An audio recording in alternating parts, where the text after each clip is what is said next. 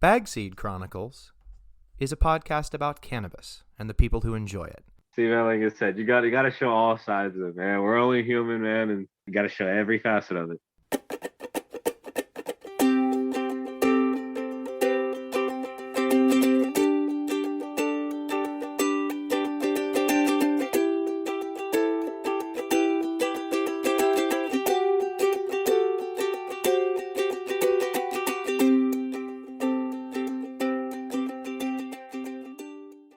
Hello!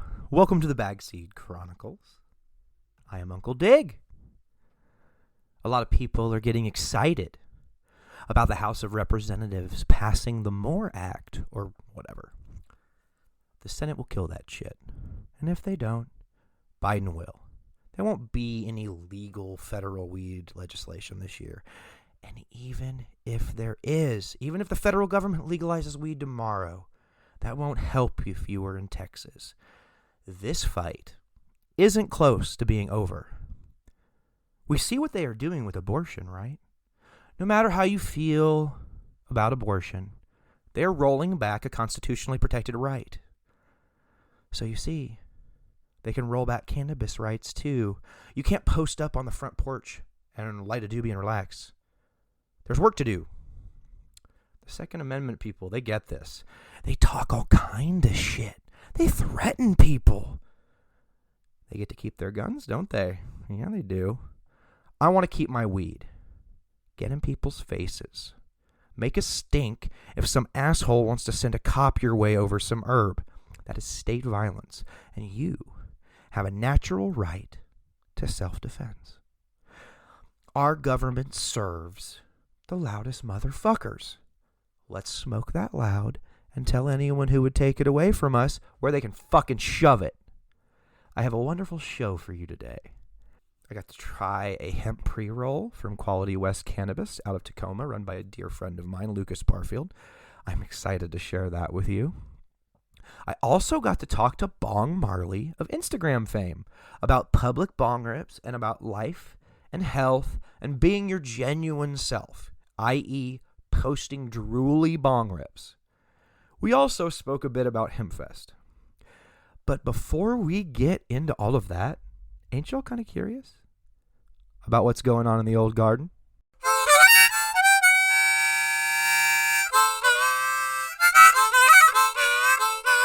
Uncle Dig's garden update. Hey everyone, we are in Gardening Zone 8B, and it is April 7th, 2022, and this is Uncle Dig with a garden update. My sugar snap peas are breaking the surface, so that is exciting. I grow those on a trellis along my front walkway. I am growing peppers again this year. I have germinated 10 rainbow chili plants that are chugging along indoors. I am also growing a heatless habanero called a habanada. Those plants are struggling a little bit with some curling leaves. I suspect that when I am able to get them into some actual soil, instead of the seed starter mix, they will like that better. I am fertilizing this tray every time I water with a mild fertilizer. I am also growing a pepper called a Hungarian black pepper. They are so pretty. The seedlings are purple. Now I'm going to make a confession. I'm going to cheat this year. In May, I am going to go buy a jalapeno start and a serrano start. I'm not going to go grow those from seed. I know it's scandalous, but I ran out of room in my tents. Now, moving on to the 4x4 tent. Of the 5 Fire of Maroof plants, 1 and 3 are showing feminine characteristics. Now, I still have the clone 3, and it will confirm. I'll just have to trust seedling number 1, because her clone didn't root. Likely because yours truly might have forgotten to dip it in rooting hormone. How embarrassing. All of the Fire of Maroof smell lovely. I was getting more burnt corpse from seedling number 2, but unfortunately she is mellowing out into a more of an OG'd sweet pheno with a hint of body odor, which is fine, but I wanted a corpse flower. Oh well, who knows what she will do once she's placed out in the sunshine. In my limited experience, once plants go into natural sunlight, they tend to smell more. This could be that the added UV light causes more of the volatile compound production, Or it could be higher temperatures causing more terpenes to burn off the plant. I do not know. That would be a good question for a plant expert. I should find one of those and interview them. So all the fire on my roof are still alive. Clones 2, 3, 4, and 5 are all in the flower tent, getting ready to show me their secrets. I never up-potted the clones past little 4 pots because I don't expect them to live past week 2 of flower. No flower structures have appeared on the clones yet, but it has only been a couple of days. Now, speaking of the flower tent, I still have those 2 bag seeds in there flowering. The shorter one, the one I called Igor before, due to her unusual structure as a seedling, has blossomed into a beautiful lady with no nutrient deficiency and sweet-smelling, indica-looking flowers. Truly a beautiful swan. The other girl is aging less gracefully. She has some sort of deficiency. I will feed them one last feeding of some flowering nutrients. Cha-ching from Fox Farms. Then the flush will begin. I don't know if this second girl will make it the full 2 weeks of the flush. I might have to harvest her before. Both flowering plants are drinking water much slower than they have been. It has been cold in the garage, so that might be a factor, but as they start to get later and later into flower, sometimes they drink slower. Now, I'm also growing some autoflowers, and they're doing quite well. I have 5 autoflowers in the 4x4, along with the 5 fire of my roof plants. A candy cane and a tangerine dream, both of which I grew outdoors last year with good results, and then a Girl Scout cookie, blackberry, and Afghan Kush, which I have never grown before. They're all about the same height at about 6 to 8 inches after LST recovery, and were germinated around March 15th. All autoflowers have been fed nothing. They have only been eating what's in the Fox Farm Ocean Forest soil I germinated them in. Each autoflower has been bent over with a landscaper stake in a method known as low-stress training. All have recovered except for the Tangerine Dream. She doesn't pray like the others. She is of good color and seems happy, but she just isn't as perky since the LST. She's still growing fine. She is just not as excited as the other girls are, you know? When you look at a cannabis plant, a lot of times when they start to pray, that's kind of like the sweet spot, and they kind of grow the fastest that way and everything. All of my other autoflowers are praying like that, but the Tangerine Dream is not. I have been germinating what will hopefully be the last seeds I will be germinating until May. I germinated 2 feminized Amnesia Haze, which have broken the surface, 2 feminized CBD Dutch Treat, one of which has broken the surface, and one of which hasn't made it out of the paper towel. I also germinated 2 feminized Canatonic seeds, one of which has broken the surface, and one that has stuck in its little seed helmet. I only plan on growing 1 out of each of these seeds, so 1 Amnesia Haze, 1 CBD Dutch Treat, and 1 Canatonic. Plans, as always, are subject to change, but I hope to have a 6 or 7 photo period plant garden this year, as opposed to the 9 plant monstrosity I had last year. Well, that's it for the garden update. Let's overgrow the world.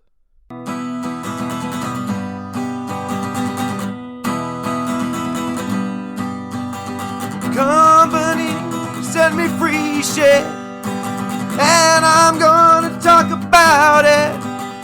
You can listen to it or not. I don't really give a fuck if this product's hot. Yeah. Welcome to Free Shit Company Send Me, and today I have a wide spectrum CBG/CBD pre-roll joint with a total cannabinoids of 7.78% from Quality West Cannabis. Now, this is not something you can get a hold of yet, but they will be in stores in Tacoma, and they will be on pop-ups this summer. This product is a hemp pre-roll. It contains less than 0.3% THC, and it was lovingly rolled by none other than Lucas Barfield. And the tagline is a wide spectrum blend of Washington state-grown hemp flower for any occasion. This is a Quality West Cannabis pre-rolled CBD joint. CBD and CBG joint from my silent partner there.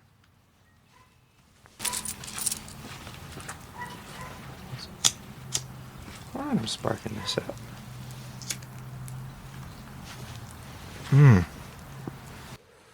Oh. You know, I've got to learn to trust Lucas when he tells me something's going to taste good. I'm always skeptical of these CBD products because I've had some mixed experience with them.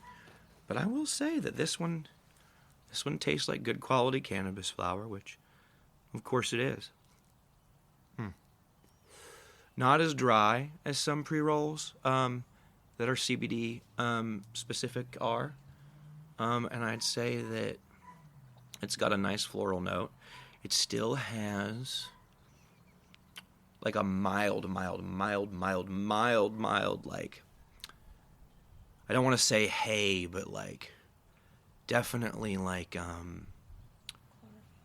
chlorophyll taste to it that hemp has, but not negative. It's much more like floral than some other stuff I've had. As you can tell, we're smoking outside. There was a bird that was making lovely noise earlier, but it shut up, but the dog did not, so it kind of screwed with the ambience I'm going for. Now, I gotta light this again. It's not the pre-rolls part. My silent partner takes baby hits sometimes on these big pre-rolls. This is a full gram pre-roll.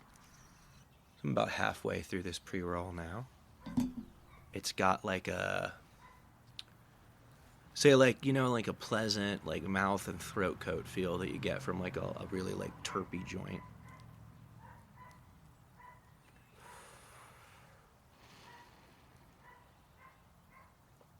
Very good.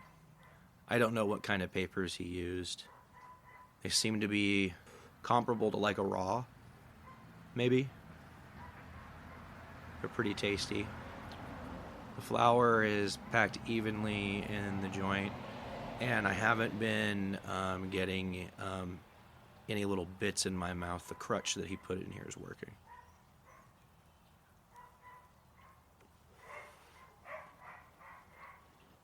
I can definitely say that this has like a slight more of a throat hit than maybe some joints you'd have. So if you were trying to get the mouth or the throat feel of more of a cigarette, if you were trying to quit smoking, this might also be a good way to do it. I wouldn't go as far as to say it's quite that harsh, but there's a ghost of that sensation in it that I think you might find useful if you were trying to, you know, have a simulacrum to help you quit smoking tobacco. I think this would be useful. And if you're in a place where you can't imbibe THC, this is also a good way to get the benefits of smoked CBD quickly. So I think that would be good. I definitely will say that there's a mild head change now that I'm getting down to about a quarter of this left. I feel like a little less anxiety. I feel a little more relaxed. When we first started, that dog was really bothering me, and now I think it kind of makes the quality of this audio like really pop. So the dog is definitely staying in. So definitely a good anti-anxiety effect. It's helping my neck and my headache. My silent partner says it's helping her neck pain and her headache. So that's good. So definitely getting that CBD medicinal effect.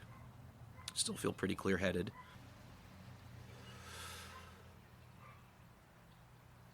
Still smoking on this. So you can see it lasts a little bit. I don't know what we're at on the recording, but we've been going for a little bit, and 2 people are puffing on this, and it's still burning. So, and I can kind of be a fast joint smoker. So if it lasts, if this segment lasts longer than 5 minutes, that's kind of a testament to the quality of flower that the person who rolled this used. The person being Lucas Barfield, host of the Cannabis Corner and frequent guest on this program.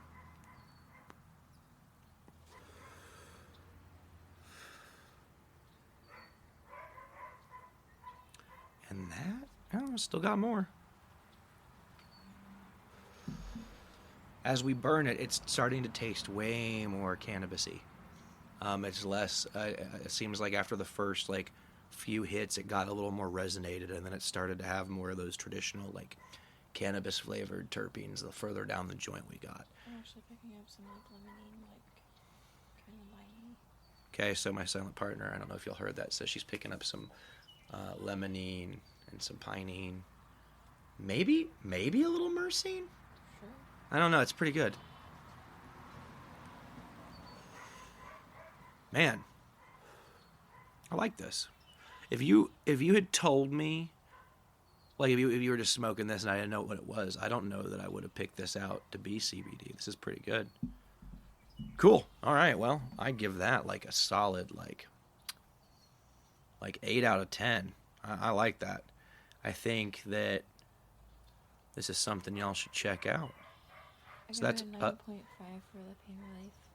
oh, and you heard my silent partner say it's a 9.5 for pain relief.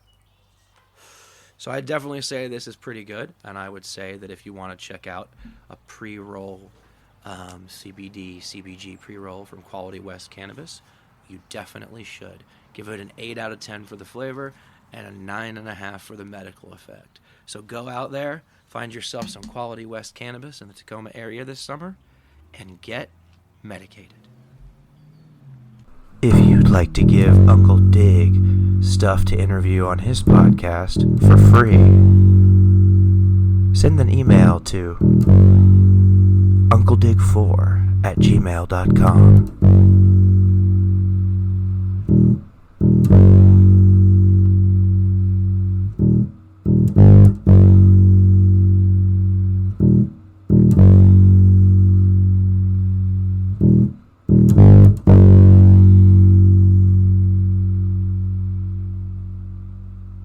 If you'd have enjoyed this episode of the Bagseed Chronicles, please share it with a friend. After all, the best bag seeds are the ones shared among friends.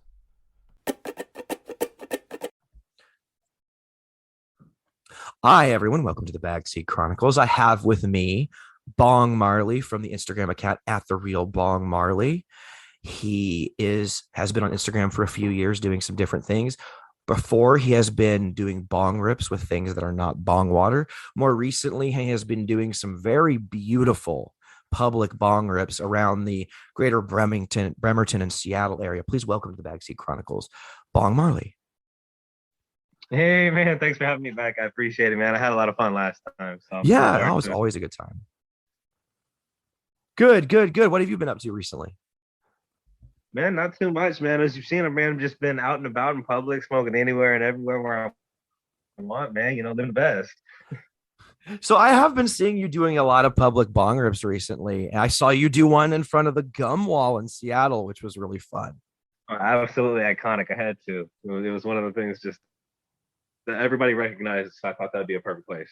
So for people who haven't been to Pike's Place and haven't found the gum wall, it's in kind of a lower elevation place, and I feel like it has a certain kind of smell to it around that area. And did that come through in the bong rip a bit? Man, I think that's something that's always going to come through. It's always prevalent. It's just part of the, it's part of the ambience, part of that environment, because you got, tens of, saliva soaked gum that are just on, urine soaked streets. And that combo is just always going to be just heavy permeating in that area. See, it was a few seconds after I took the bong rip where it was just, yeah. Oh yeah, because I remember and I haven't been there in a while. It's been a few years for me, but I remember that area had a particular odor to it that was even worse than some of the other parts of down that area about First Street and Pike's Place Market. Yeah, just because it's directly there below kind of your main tourist street there. It's kind of in a back alley, but it's always just heavy with tourists. But for some reason, it's just always that urine smell. It's a slight sweet smell because the gum wall, but just heavy urine. Yeah, I've always wondered who's brave enough to go right on the main promenade and just whip it out and just take a big stinky beer piss right there. I mean, I'm sure somebody's doing it. I don't want to be there when it happens, but it's definitely happening. I mean, there's something about that. I think it's the nighttime crowd. I bet you that's who it is. Yeah, man, that's who I would think too. But I think most of the good people are kind of cleared out of there by that time. Yeah. So, I see you running around Bremerton. Is that kind of where you like to hang out most of the time? Yeah, that's predominantly where I spend most of my time. I work and live over here right now. I do bebop kind of around, but yeah, right now that's where I lay my head. So that's where you'll see a lot of the scenery from there. But I do kind of make a quick hour trip off the ferry over to Seattle there just to get a little different look. Okay, yeah. Because I when I was a young man, I was stationed at Fort Lewis, now JBLM, and we used to go into Seattle to just wander around and go have fun. And we actually had a job moonlighting at the Pioneer Square down there. There was a like a banquet hall kind of place that had weddings in it and stuff, and they would do wedding receptions in there, and I'd wash dishes there on Saturday night. Oh, there we go. It sounds like something pretty steady. It's a busy area and always exciting nightlife. Oh, it was super exciting. I used to get out of there probably like 1:30 and 2:30 in the morning. And by that time, like I was getting out of work, but everybody else was getting out of the bar. And so it was always wild and kind of an adventure trying to get to my car. A lot of times I would take the back alley there behind the restaurant, even though it was like a little more sketchy and there were more like rougher looking homeless people there. But a lot of times like they didn't really bother me, and it was better than dealing with the drunk sailors on the other side. I hear you, man. I'm glad you're able to make it, multiple trips back to your car without having any kind of excitement like that, man. That's something nobody wants to have to deal with. Yeah, I feel like that's part of like being like a service worker or being a restaurant worker who works late nights. Like when you get out like at 2:30 in the morning, or sometimes even if you get out of work at like 5:30 in the morning, that's a weird crowd. Yeah, the night crawlers are definitely a bit different. Well, and that's for sure. I don't know how much this has changed or stayed the same or moved, but during the day, when I was going to Seattle, I think this was like probably like 2008-ish, 2007. Pioneer Square was like a really cool touristy area during the day, but at night, man, it turned into crack city. And that unfortunately, that's still pretty much the name of the game there. It's still a heavily touristy area during the day, but as soon as nightfall comes, that's when everybody's coming up the shadows, and it does become a little more unsafe, and kind of you want to do the buddy system or just avoid certain areas all around. And then it's just because it's a pretty big problem for the city to kind of take care of other priorities at the moment. So you do what you can, kind of warn others. These are your hours of fun, and kind of stay away during these hours. It's pretty straight. Well, and when I was going to Seattle, that area got sketchy, but further down along First Street and stuff, they still had the old peep shows, and it was way skeezier than it is now. But it was also like on the end over by Pioneer Square, it was all like you said, like pretty much like it is now, kind of sketchy. But down the way, it was all like strippers and nightclubs, and so it was an adult vibe for sure, but it wasn't as dangerous, if that makes sense. Yeah, I hear you. With one element comes another, unfortunately, and that's what some of these places don't realize long term. But hey, I mean, you can't always avoid it. Sometimes they feel it is worth the couple of bucks you're gonna make out of it, worth the risk. Have you ever gone to Hemp Fest out there? I have. I actually I went probably, let me see, I went pretty steadily from I think 2009 all the way up to I think maybe 2016. And then I started working a bit much, and then the COVID thing hit. So they haven't had it for the past few years. They faced a number of obstacles, some of the bigger corporations also blocking that event. There's always going to be some people that have a little opposition, and from the other side of the fence, it doesn't look as fun for them. I'm not sure why, but I really do hope that they do bring that event back, because it was one of the better ones, even nationwide.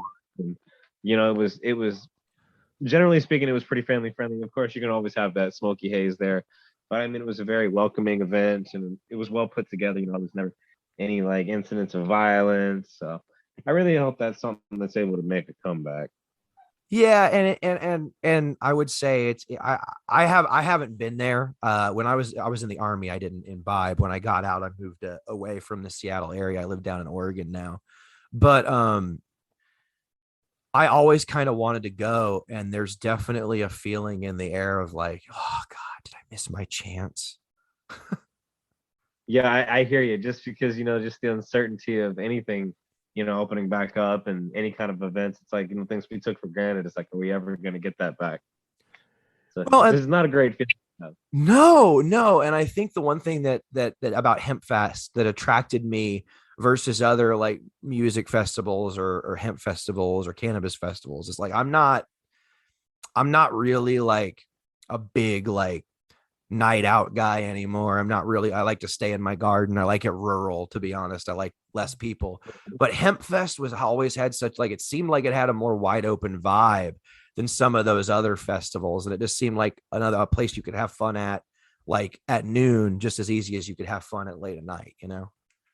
Definitely. And I did like it because, it was never portrayed in a bad light, because you know how some people, they can feed so much into the stereotypes of the stoner being just this lazy person, or the overconsumption. That's one of the more prevalent ones these days, is that they think that a lot of cannabis users are very irresponsible as far as how much they use, and what their level of intoxication is. Right. And this and Hempfest was never advertised as something that's like a free for all, where you're just coming and trying to get as high as possible. It's what's called a protestable, which is essentially you're celebrating, as well as educating people, also bringing awareness to people wrongly convicted of these cannabis crimes that are locked up unfairly, and things like that. So it's definitely a more broad and expansive view to the cannabis industry, as far as to some of these, like the not to even target some of the like things, but just there's some of them that's their whole thing. That's how they draw their crowd, is they'll have like, oh, somebody's rolling an ounce blunt, or just some huge kind of thing to bring them in, when that's not necessarily how Hemp Fest has ever been. You might Right. advertise big names for like the bands and things like that, but it's mainly about education and just proper awareness and things of that nature. And that's what I really enjoyed about it, and that's what I feel that should set the stage, and many other places should follow and put on their more events like that, because this is what the industry needs. Yeah, and I would say like there is a time and a place for that ounce blunt, but I do like Hempfest's reputation as kind of an activist space where we're actually trying to improve the station of the plant, not just have one big pot party. Exactly. And that's why it's been socially acceptable as like a family friendly event, not just like 21 and up, like a lot of these other ones may be. Just because they want everybody to be inclusive, they don't want it to seem like something that's so taboo, things along those lines. And that's, like I said, always been a big appeal to me. And everyone who's listened to the podcast a long time knows that I'm definitely not a thin blue line guy. Like I do have critical words for most, if not all, police departments, but the Seattle police have taken the opportunity of Hempfest to kind of um, try to parlay with the hemp activists a little bit. I think one year they were handing out munchies. They did do that for a couple of years. They handed out the munchies and just kind of also attached to them was just reminders. Hey, don't drive when you're stoned, because we will pull you over and get a ticket. These are places that you can and can't go. Just kind of educating people that may not be from around that area that, hey, this isn't just a free for all. We're going to be responsible about this, and we can Right. continue to for years to come. Right. And I appreciate it. And it seemed like that turned, not with the police so much, but like it seemed like for a while, Hempfest was kind of getting mainstreamed a little bit, and not in a bad way. It was accepted by the city of Seattle and the muckety mucks of Seattle. And then somewhere along the line, I feel like the mood changed. And it was kind of interesting to see. And I think we would have seen that come to a head with or without COVID. So Hempfest is huge on tradition, and pretty much since they've started, I think like mid '90s or so, the entire time they've been doing it. Location is everything. That prime location. And I think what it had started right before COVID was one of like the bigger corporations. I think it was Expedia. It came in, and their building was somewhere near this, and they didn't feel like this was proper for their PR. So it was something they didn't want to get involved with, and so it had a big toss up there, and for some reason there was like permits that were too late. But Expedia somehow got in there and blocked a couple things. It was very strange to hear about. But then shortly after that, everything was shut down. You couldn't have large events. So it just kind of trickled there. And I think just with so much has happened since we've last been able to have that, you're right. It just, that view of having a large crowd and trying to, you know, do something that could even be remotely considered a protest might be a bit trivial at this time, with so much else going on. So yeah, I do kind of see what you mean as far as the shift of mood and the overview of how it was going when it came mainstream, and it just kind of got a little out of hand, just with too many other things going on. I think a lot of the big independent festivals eventually become maybe a bit too big. I think there's a lot of, I'm not a burner and I'm not of that culture. So I'm not trying to criticize anyone, but I think a lot of people who were into Burning Man and those burn parties are like, maybe a little disappointed with how big those have gotten. But that's the thing, when you find a good thing that a lot of people like, and it's just genuinely good, a lot of times it's going to hit this critical mass. It's not going to be the same thing anymore. Exactly. I feel like the cannabis culture is kind of experiencing that a little bit too, in a lot of ways. Like, it's becoming, I feel like there are a lot of like interests now pulling on the culture in a way there weren't before. Like, we were firmly in like gray market and black market territory, so there was a very like outlaw vibe. I think you still bring that a lot with your bong rips, like a playful outlaw vibe, but still, outlaw. And then now there's like this mainstream like corporate thing going on, and then there's like this weird middle ground. So there's a lot of ways the culture is being pulled, and I just really like that people like you are still pushing the transgressive nature of it a little bit. Oh, and definitely understandable. And you see, if it makes sense, I'm almost riding both sides of the fence when it comes to this, because you said that kind of outlaw look. Yes, I am. I am doing the public bong rips, and there's a couple of reasons why. And one of the reasons is because a huge thing with me is always break the stigma. Right. I don't feel it's something that should be hidden, because that most of these places, the same street, you go around the corner, there's somebody, they're smoking a cigarette, they're having a drink, they're doing all of these things that at one time were considered pretty taboo, but are now exactly socially accepted, they're legal, that type of thing. So like I said, yes, I am playing the outlaw, but also I want to kind of bring to the forefront that, look, I am literally right here on the open with who knows how many people watching me, and this is hurting no one. So why is there such a taboo behind it? Why is this something that's shunned behind closed doors?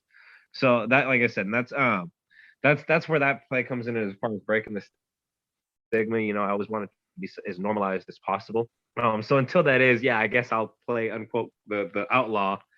Another reason is what most people can't see, beyond these videos, is I have pretty severe anxiety, and sometimes that can get away from me, like large crowds and things like that.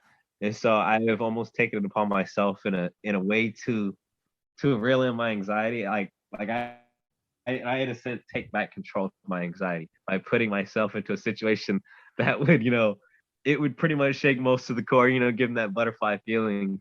But I just wanted, like, I'm out here in the open, I'm in the crosswalk, with everybody watching me do something they wouldn't dare do in public.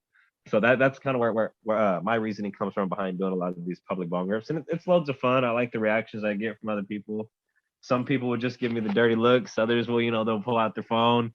So it's always a gamble, just kind of see what reaction I'm gonna get.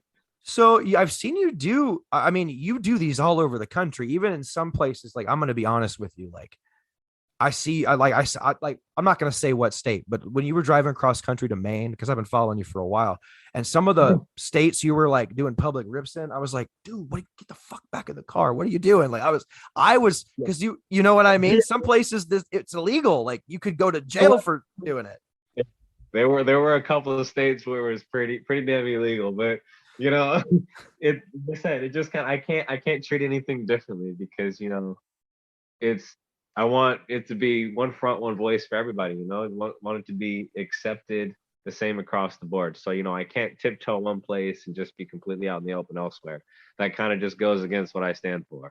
I appreciate that. Yeah, it's all or nothing for me. I'm always gonna jump head first. So you've had all these public bong rips. Has it ever gotten scary? Like, have you ever had like law enforcement pull up on you or anything?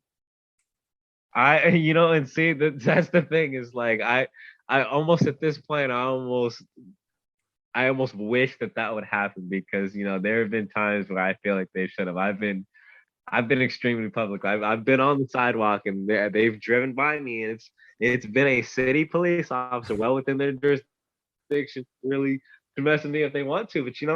But they've all, whether it be in a legal state or not, nobody has ever really kind of given me an issue. I've never been asked to leave anywhere. Like it's more of just whether they're just awestruck, they don't want the trouble. Maybe they think I'm gonna get aggressive, or I'm not sure what it is. But Well, it's most people just kind of stare me down or just carry along.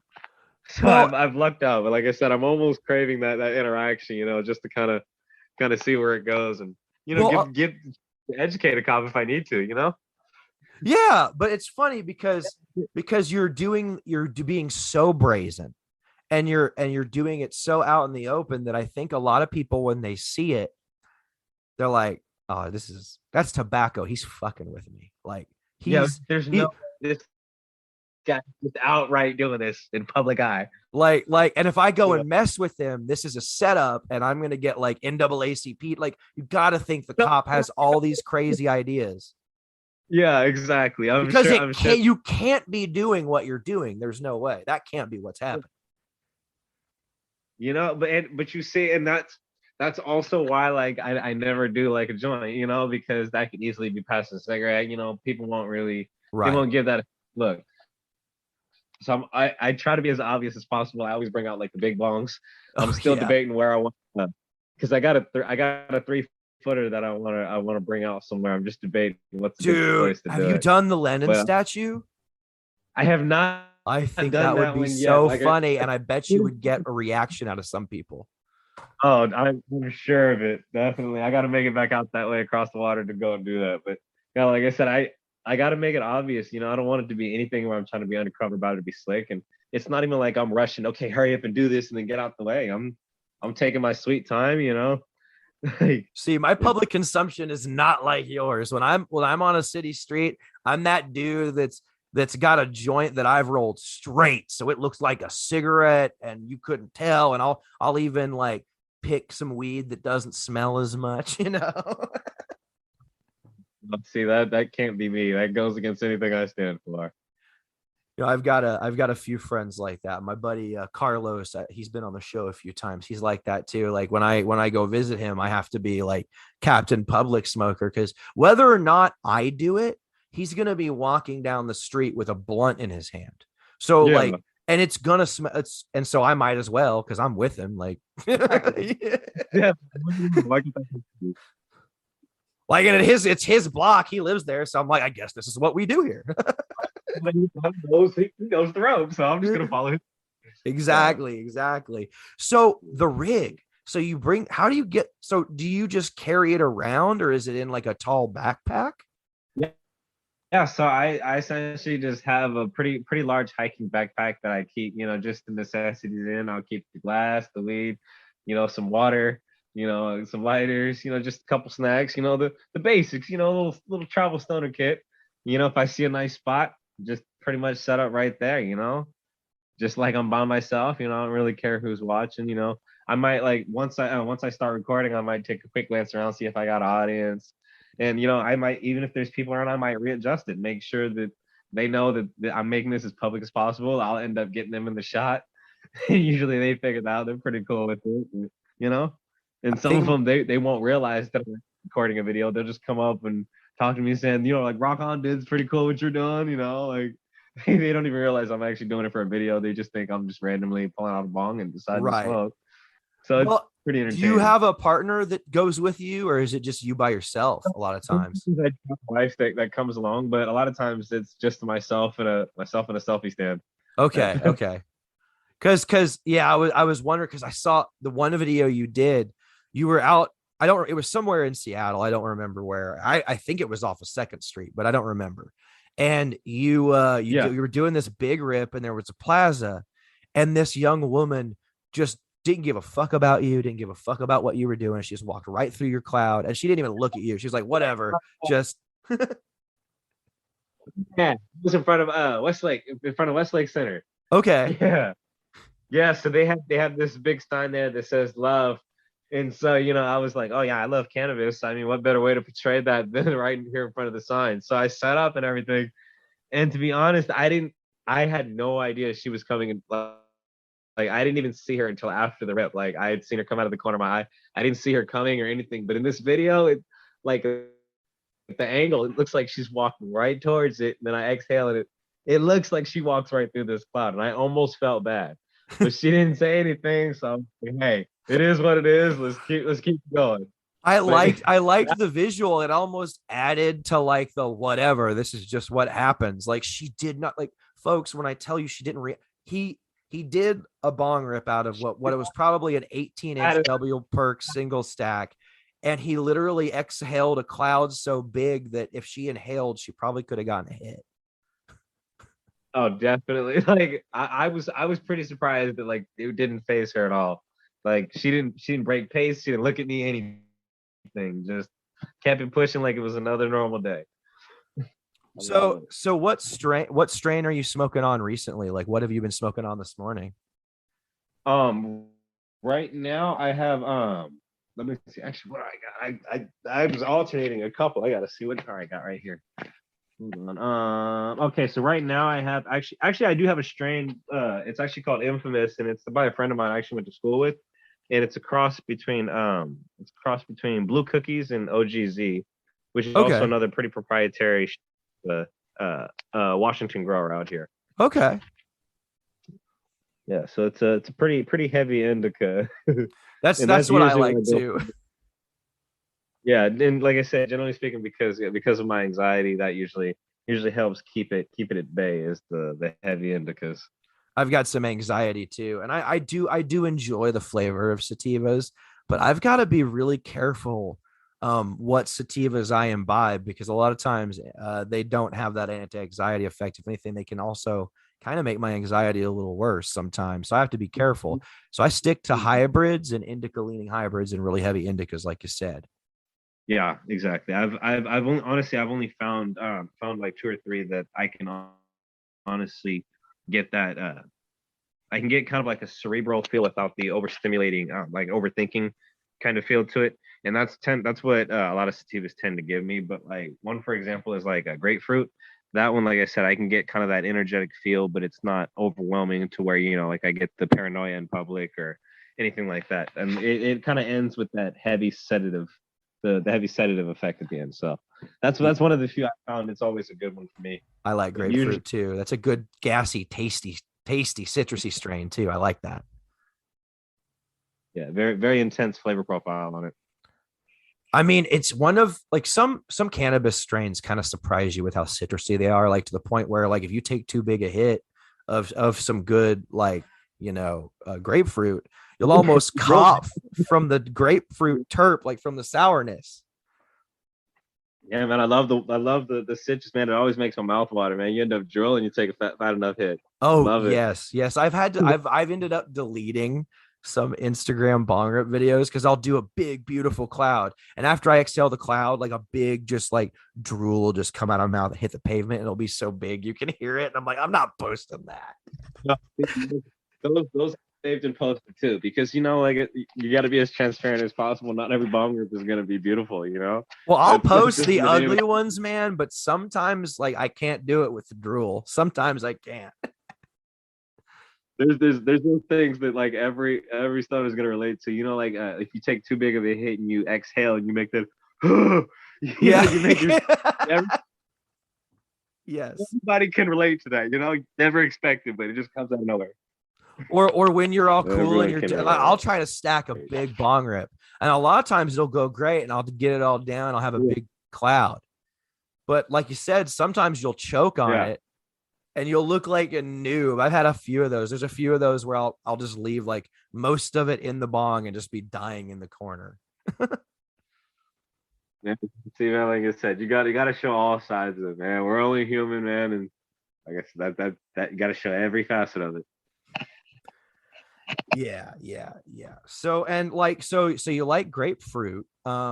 So I don't know about you, but for my anxiety, like cookies always seems like anything that's a cookies cross usually does Oh okay yeah, for me. I don't know yeah, why. definitely. Yeah, the pink cookies is definitely going to be one of my top cookie strains as far as like that goes up. Like I said, number one, good flavor profile. I always kind of need something to taste. It's not just the high. It's not just the high. You got to enjoy the overall experience. Right. Also, like I said, it is almost like an instant sedative, and that's what I go for. Is I don't want to be, yeah, I enjoy the bong rips, but I don't want to have to keep smoking. All of a sudden, it hit me. I want something I'm gonna feel pretty directly, and keeps my session under control. Right. See, I am one of those tokers that will sit there and just smoke and smoke and smoke if the opportunity is available. Yeah. See, and yeah, I can do that, like I said, but it's a strain specific thing. There's times where I am just trying to get as baked as quick as possible.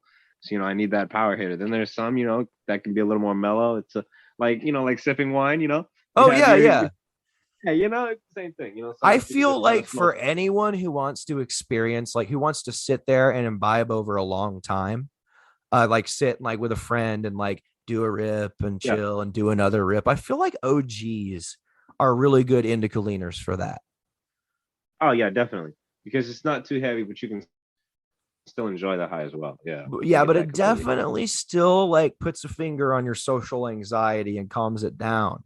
Still, it still Yeah. does that. It's still because I've had some It, cannabis over the years where you can smoke a lot of it, and if you're an experienced consumer, you're really not getting that much of an effect. And OG is not like that. no. Yeah, it's consistent, that's for sure. And that, that's Yeah, that's one thing I look for. Now, there's been a couple I was like, let me take a chance on this, and and that's just it. It's like you'll instantly compare it to something you've had previously. So, like I said, consistency is key with me. If I get a strain, I'm probably gonna only get that strain from like a certain grower because I know that consistency is gonna be there, as opposed to like if I expect that same thing from another grower and it's subpar or has a slightly different taste or anything different. Like I said, I'm just the comparison. That's why I like consistency. yeah, that's one of the reasons I started getting into home grow. I just really it's enabled me to kind of pick and choose not only right like what strains I want to cultivate and use, but also like when they chop.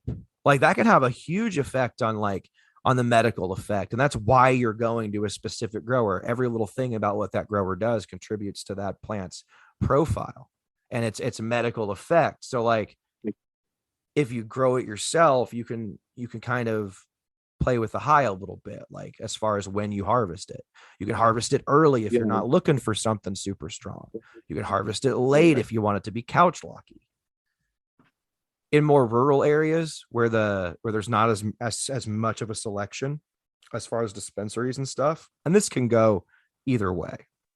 But I think growing it yourself, if you have the opportunity, I think everyone who's in a place where they can, like understand people rent, they live with people, whatever, they don't have the space. It's space intensive, right? You need square footage to grow anything.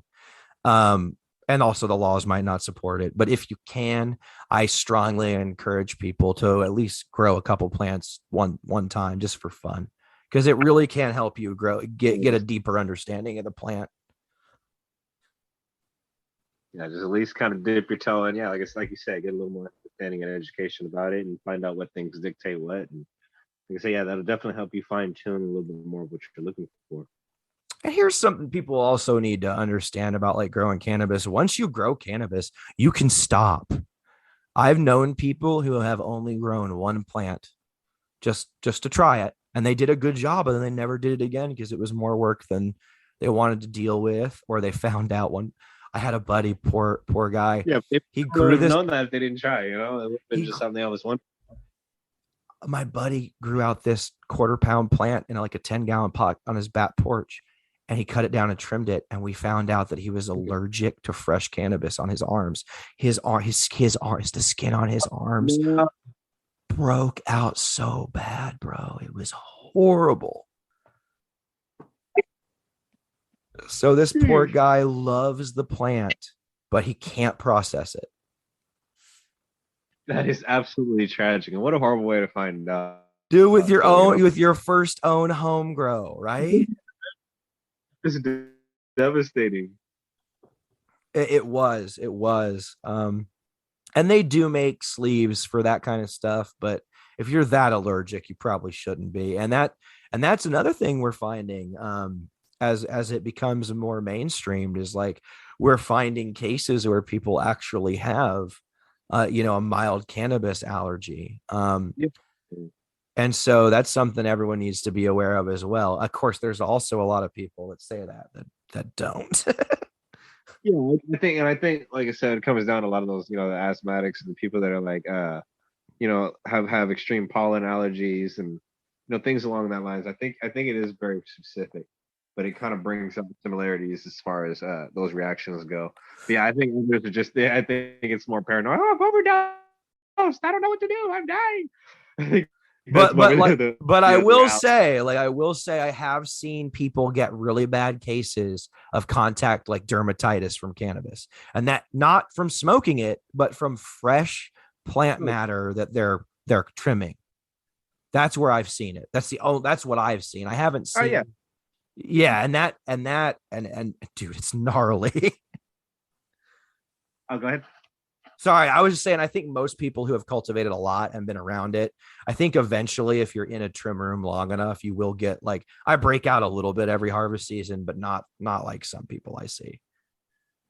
Yeah, and I think the only time I've ever really had an issue was when I was I was breaking down a bunch of this fresh flour and using a grinder with keef catcher and everything, and I got into the keef catcher, and for some reason somewhere along the lines, I rubbed my eye and I had the keef on my finger. Oh no. Man, it was bad, puffed up and everything. I was like, huh, this is like a grass allergy. Like, it was like fresh cut grass.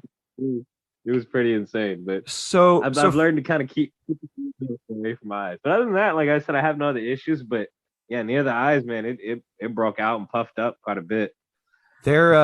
It's a very oily plant, and when it's fresh, there's not Yeah. much that's like stickier and more resinous than maybe pine sap is worse, but that's about all I can think of.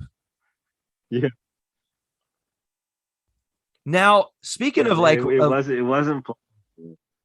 so speaking of like reactions and stuff, you're the only person I know that's smoked cannabis through as many different filtering substances as you have. You've done fruit, you've done soda, you've done mixes of fruit and soda, you've done, hot sauce, you've done all kinds of stuff. Yeah. So I asked my partner this morning because I was having trouble, like, I need some like go-to questions in case I get stuck with Bong Marley. And she looked at me, she's like, ask him if he's ever got bronchitis or something or a lung infection from all those weird stuff he does. I'm like, all right, fine. And I'm like, so have you ever heard? Valid question. What's that? That's a valid question. I get that question honestly quite a bit. And sometimes it's even met pretty aggressively. Like some of these people, they just are furious that I've even disgraced, along with this type of thing. And so they almost wish harmful things on me, which is like, whoa, this is not the love of the cannabis community that I expected. But luckily, no. And I think the only reason being is because none of these things I do on I don't do them on a pretty consistent basis, nor like I said, I don't have really heavy sessions doing these things. Most of these videos, if you really look, like I might hit it maybe once or twice. Any more than that, like I said, I don't really push it just because some of these things I don't know the health risks and the health benefits, but I'm not going to do something I know for sure is just gonna have severe damage to me. Like I'm not just gonna do fresh pepper. And with the hot sauce, I use like the most mild hot sauce I could think of. So right. I'm always keeping my health and safety at the forefront before anything else. So my public rips, just anything I put in my bong, I'm never going to do anything to jeopardize my health or safety. So I have lucked out and not gotten any kind of bronchitis. I mean, like with peanut butter in the hot sauce, it definitely felt like I was going to get something. Like I thought I was allergic to peanuts for half a second with that that peanut butter rip just because it was so intense. But I mean, I take them all in stride. And like I said, just moderation is key. I try not to actually do it more than once or twice. Try to just do clever editing on the video. But yeah, I haven't had any severe health issues or anything that I know of. I'm glad you're doing okay, because like I was gonna say, like when I had to stop watching the peanut butter because I am allergic to peanut butter, so it just gave me nightmares. I'm like, no. So that would get me. Now the other one I saw you did the Frank's hot sauce, and that was the only one where I saw you do it. I'm like, bro, you're getting dangerous. Yeah, and you see, and that was kind of a reason, because it's just mostly cayenne pepper and vinegar and things like that. It's not like ghost peppers, or it's not anything severe enough. And I did kind of do something that kind of had a little bit more splash resistant. I didn't want to actually inhale any of it. Get a couple droplets in the back of the throat, and that type of thing. So there is some thought that goes into properly doing this without hurting myself. Right, and that we're all glad to hear it, because we want you to keep doing it. Definitely, and I also, like I said, I mean, with those ones, I usually, I'll even go as far as saying this is not really hot sauce. I am not really doing this, just because I would feel terrible if somebody went out and kind of did the same thing and hurt themselves. So I try not to do anything too extreme, because I know there's people that are watching, and people, they say, "Oh, that looks fun. I'm gonna go ahead and do that." So I try not. I don't want to too up, even though these are grown adults. I still don't want to be too much of an influence. It's like they hurt themselves. You know what I mean? Well, right, yeah. You don't want to be the engineer of someone else's downfall inadvertently. Some whole trend starting and people hurting themselves. Like, no, man, that wasn't my intent. Just wanted to make you laugh real quick. That's all. Right. Well, and I think if people want to hit a bong in public the first time, or like do the stuff, there's ways to tiptoe in, right? Like maybe just do an herbal tea. It's literally like you're not putting any sugar in the water. It's just you're basically coloring the water with plants. Do a hit through herbal tea, and that's a really nice way to tiptoe in. It's what I did. You just start something literally that you are comfortable with. Just play around with it. And I would tell people, as far as the public bong rips, like a hiking trail is still public, but you don't have to do it on a main thoroughfare. Yeah, that's how I started out, man. You can get some great shots that way. Just taking a walk through the woods, man. It's a very liberating and a great experience, and a very refreshing. It's just something out of the norm. You get the fresh air element out of there, the sounds, nature. Everything's very organic. So yeah, I highly recommend getting out and smoking out in the woods, or going down to the water, or wherever in nature you might enjoy. I think that cannabis is a key ingredient to a good hike for a lot of people. It is for me. Yeah, definitely. We've been on here a little while, and I think I'm just about ready to go. Is there anything else you'd like to say to the audience before you get out of here? Not too much. Just keep your eyes peeled, because I'm always coming up with something new. I'm actually juggling a couple different accounts, because for the 5th time, Instagram have taken the real Bong Marley account down. So I got a couple backups, but fingers crossed they give it back. It's been about 5 days, and they usually only take it for about 2 weeks at a time. So what are the backup accounts they can follow you at? The backup accounts that I'm using right now are at Marley's Clouds, and the other one is the Bong Marley Official. Okay, everyone go there and follow him there. And thank you so much for being on the Bagseed Chronicles, Bong. I will see you next time. Of course, man. I always appreciate it. It's always a blast. Thank you for having me. All right. And we are stopping. You can reach me, Uncle Dig, on Instagram at Uncle Dig. The bumper music on this podcast was produced by Chad DeVilliers on ukulele. He can be followed on YouTube at Ukuleles Are Stupid, or on Instagram at Chadwick Enterprises.